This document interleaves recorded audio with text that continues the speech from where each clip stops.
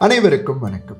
இந்த பயணத்தின் தொடர்ச்சியாக இன்றைக்கு நாம் பார்க்கவிருக்கும் திருத்தலம் அண்ணாமலையார் கோவிலின் கிழக்கு ராஜகோபுரத்தின் அருகில் கிரிவல பாதையில் அஷ்டலிங்கங்களில் முதல் லிங்கமாக எழுந்தருளி இருக்கின்ற இந்திரலிங்கம் தான். திருவண்ணாமலையை கிரிவலமாக வரும் பக்தர்கள் அறிந்த விஷயம்தான். முதலாவதாக நாம் கிரிவலத்தில் தரிசனம் செய்யக்கூடியது இந்திரலிங்கம். இந்த லிங்கத்தை தரிசனம் செய்வதால் எவ்வகையான ஆற்றல்களை பெறுகிறோம் என்பதைத்தான் இப்பதிவில் நாம் தெரிந்து கொள்ளவிருக்கிறோம்.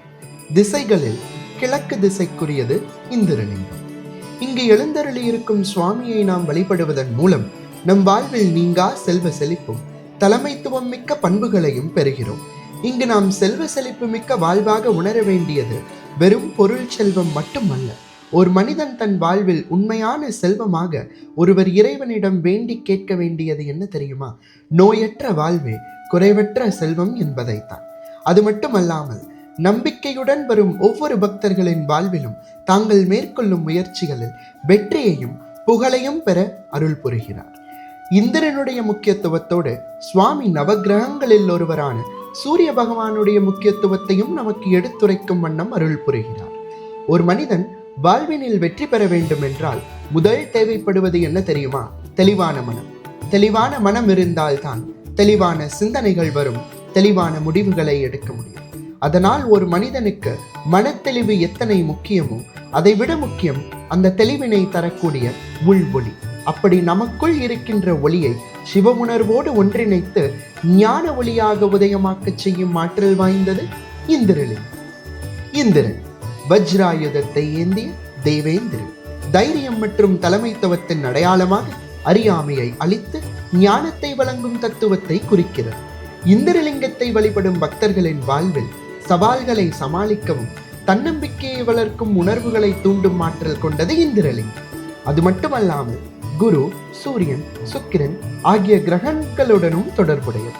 அதாவது ஞானம், உயிர் சக்தி, அதிர்ஷ்டம் என்னும் 3 பண்புகளை உணர்த்தும் தத்துவம் இந்த 3 கிரகங்களின் தொடர்பு. சுருக்கமாக சொன்னால் கிரிவலத்தின் போது இந்திரலிங்கத்தை வழிபடுவதன் மூலம் பக்தர்கள் வாழ்வில் நீங்கா செழிப்பும் ஞானமும் தைரியமும் நீண்ட ஆயுளும் பெற்று நாம் என்றோ செய்த கர்ம வினையிலிருந்து விடுபட்டு ஞானமயமான வாழ்வினை அடைய அருள் புரிகிறார்.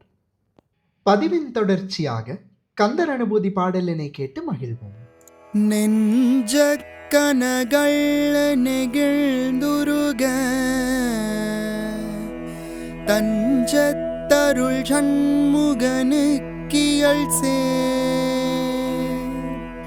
செஞ்சொற்புனை மாலை சிறந்திடவே பஞ்சக்கரானை பதம் பணிவாம். இப்பாடலின் பொருள் விநாயகப் பெருமானை வணங்கும் வண்ணம் அமைந்துள்ளது. எவரொருவர் முருகப்பெருமானின் திருவடிகளை சரணாகதி என்று அடைந்தாலும், அதாவது எத்தகைய பெரும் பாவம் செய்தவராக இருந்தாலும் ஒரு முறை முருகப்பெருமானின் திருவடிகளை பற்றி கொண்டால் அவருக்கு நீங்காத அருளை பொழிந்து கொண்டே இருக்கும் கந்தப்பெருமானுக்கு அருணகிரிநாதர் தமிழ் சொற்களால் ஒரு மாலை தொடுத்து அழகு பார்க்க வேண்டும் என்று ஆசை கொண்டார். அவ்வாறு அவர் தமிழ் சொற்களால் புனையும் இந்த மாலையானது எவ்வித இலக்கண பிழையும் இன்றி குற்றமற்றதாக அமைய வேண்டும் என்பதற்காக 5 கரத்தனாகிய விநாயகப் பெருமானை தொழுது பாடல்களை துவங்குகிறார். நாம் பாடல்களுக்குள் செல்வதற்கு முன்னர் காப்பு பாடலின் முதல் வரியினை உற்று நோக்க வேண்டும். அருணகிரிநாதர் நெஞ்சக்கன கள்ளு நெகிழ்ந்துருக என்று துவங்குகிறார். ஏன் தெரியுமா? உலகில் பிறக்கும் உயிர்கள் அனைத்தும் பிறவி என்னும் பெருங்கடலில் புகுந்து இன்ப துன்ப அலைகளுக்குள் உட்பட்டு தத்தளிக்கின்றனர். இந்த கடலில் இருந்து இந்த உயிர்கள் கரையை அடைய முடியாததற்கு காரணம் நெஞ்சம் என்னும் கனமான கல் அவர்களை இந்த பெரும் துன்பக்கடலில் அழுத்திக் கொண்டே இருக்கிறது. எனவே நெஞ்சமாகிய அந்த கனத்தக்கள் உருகும் வண்ணம் இந்த பாடல்கள் அமைய வேண்டும் என்று அருணகிரிநாதர் விநாயகப் பெருமானை வேண்டிக் கொண்டார். அவர் வேண்டிய வண்ணமே 51 செயல்களும் அமைந்திருக்கின்றன. இனி வரும் காலங்களில் கந்தர் அனுபூதியை கேட்டும் அனுபவித்தும் கந்தன் அருளை பெறுவோம்.